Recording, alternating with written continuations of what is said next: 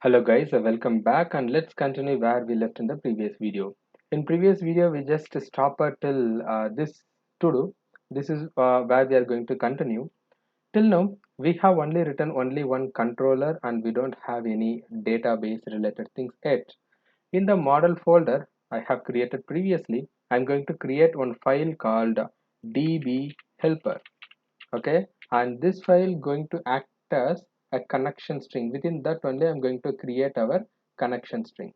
As you can see that in the package.json file I have already added Sequelize ORM and its related dependency MySQL2. If you are installing Sequelize alone, anyway that is not going to work. You must need MySQL2. It will throw the error message at all, okay, because the MySQL2 is actually dependent for Sequelize to work properly. Let me go back to the db helper file, and within that what I'm going to do is, this is where we are going to use the package called .env. Let me tell what it actually. Okay, so dbhelper.js, I'm going to create, first I need to import that, right? Let me import that. Require whatever the package that we have. The package is nothing but .env package, and I need that config. That's it. This is how we will be importing the .env. Whatever the content that we are kept within the .env file, that actually present in the current working process, so that we can directly access from the current working process. We haven't created the .env file yet. We will be creating that in a minute. Before that, let's have Sequelize.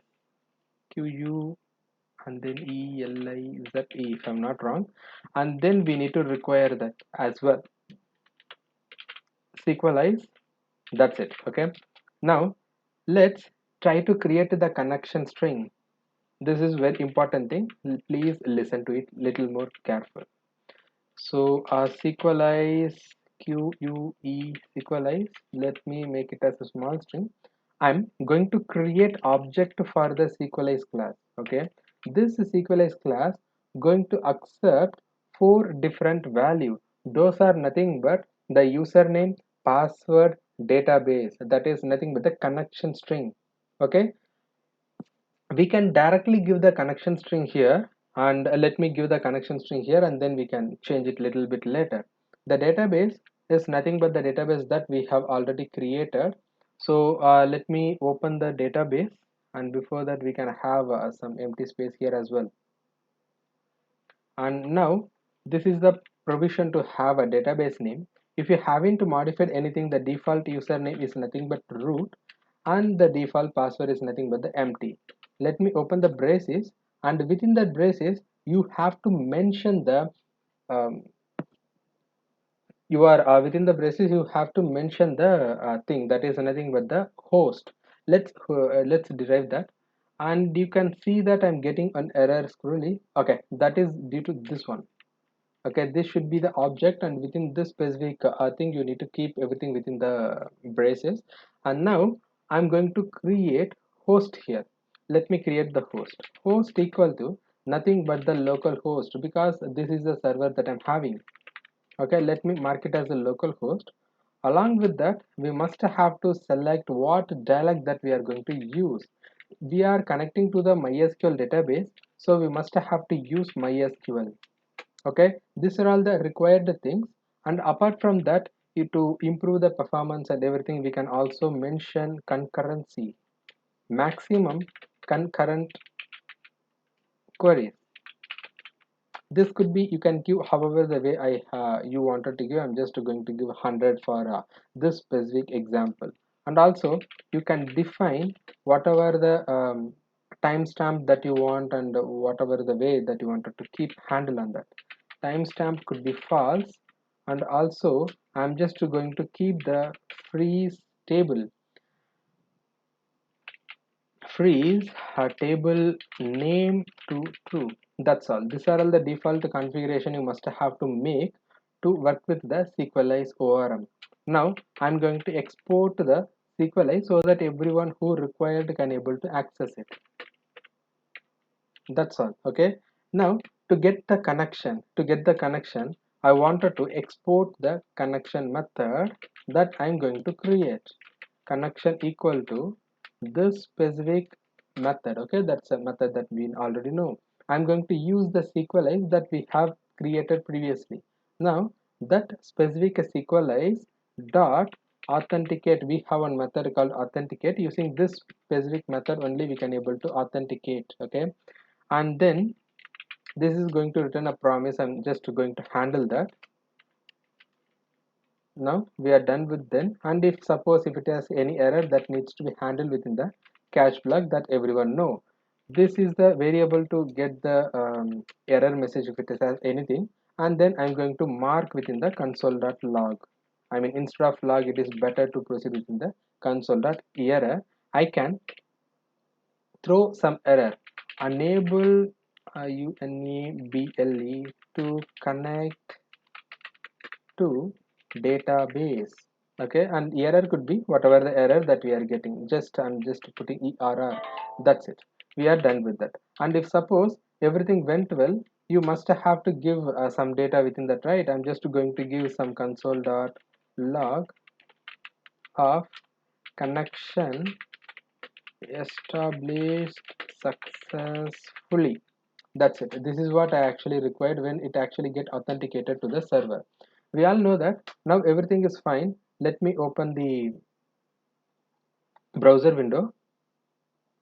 Here you can see that I have the browser window. Let me have a localhost phpMyAdmin. The database that we have created previously is nothing but the YouTube. We must have to give this specific database name in this specific position. That's all. Let me start npm start. Before starting this specific npm start, what we need to do is, while starting the application itself, you must have to call the method, then only the specific db connection will get established. For that, just go to the index.js file, and after creating the express application and everything, wherever you wanted to keep, you can keep it, shouldn't be an issue at all, but I used to keep after creating that application. So let me have db.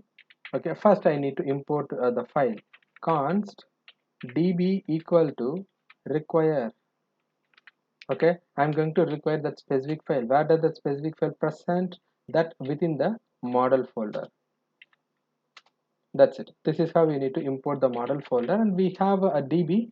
By using that specific db, I can able to import the connection method, so that it tries to, okay, so that this specific method tries to invoke the db connection here, and it tries to authenticate using the username password that we have given here. Of course, this is not the right way to keep all of our username password in your backend. We need to have some other thing that we will be discussing a little bit later time.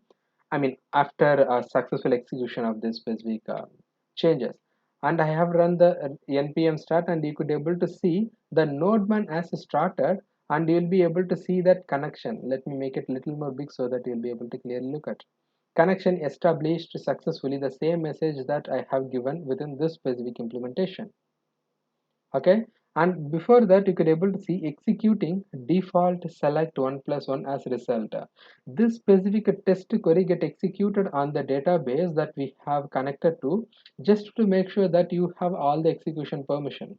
Okay, for that only this specific default execution, I mean select query get executed, and then it actually let me know that connection established successfully. Now the application successfully connected to the database. Now we need to make sure that this specific, where is the DB helper? This specific database related things are actually quite safe. Okay, for that what we need to do is we need to create .env file. In the root path itself, I'll be creating .env file.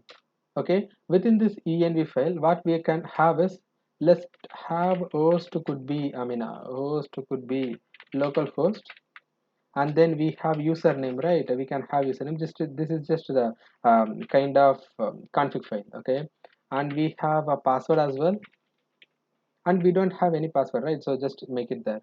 Database, what is the database? Whatever the database that you wanted to create, I mean whatever the database that you wanted to connect, we just give it, shouldn't be an issue at all.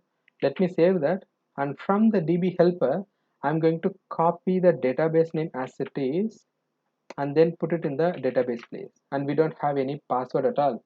This is the use of .env. When you are checking this specific code, when you are checking the code to any source version control or any you should not share .env. They'll be creating their own .env file, and from the process the application could read that. That's how we have done with the DB helper file. Now we need to do little more changes. Remove the YouTube.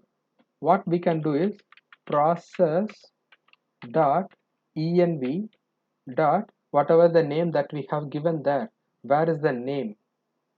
Database name. Database. Copy and then put it here. Instead of username, you must have to use process dot env dot the username. What is the username that we have? User. Copy that and put it over here. We don't have any password, though. Just copy and paste it. Suppose you are moving this specific changes to some other environment. In that case you wanted to have some other username, right? Let me have password. That's it. The password is been given, and we need to change the local host as well. Let me copy the host and then replace user with the host. That's all, and you will be able to see that the connection established successfully message. Okay, that is where you must have to do. And if suppose you are moving your code to any other testing environment or production environment, whatever the environment that you want, just change the env file. Of course you should not share the env file with anyone. For based on the requirement, I mean based on the environment, they will be creating their own env file, and that specific env file get loaded into the current working process. And this specific db helper file could able to access each and every database and this kind of a sensitive information from the current working process. That's how you should save the DB credentials. This is the one thing. And now we have successfully connected to the database. Let's continue working on the database model creation in our next video. Thank you guys. Let's meet in another video.